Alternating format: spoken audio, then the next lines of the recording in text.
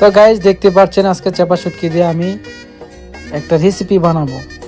সাথে থাকছে পেঁয়াজ, রসুন এবং একটা আলু, আরও থাকতে পুঁইশা পাতা দেখতে পাচ্ছেন। আর পেঁয়াজগুলো সুন্দরভাবে আমি তেল দিয়ে কষায় নিলাম। দেখতে পাচ্ছেন কিভাবে কষাইছি। পরিমাণ মতো মশলা দিয়েছি।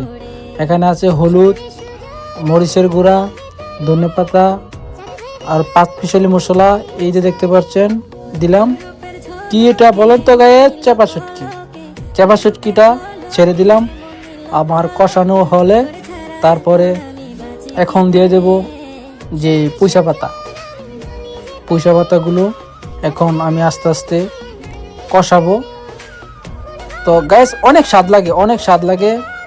আপনার কি বলবো, আপনারা যেভাবে বানান সমস্যা নাই, কিন্তু একজন হ্যাক সিস্টেম। আমার যদি বানানটা একটু ভুল হয়ে থাকে, কোন জায়গায় ভুল হয়েছে অবশ্যই আপনারা জানাবেন কমেন্টের মাধ্যমে।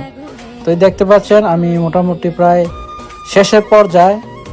এইতে দেখেন একদম স্মুথভাবে বানাইছি। কেমন হলো গাইস জানাবেন কমেন্টে।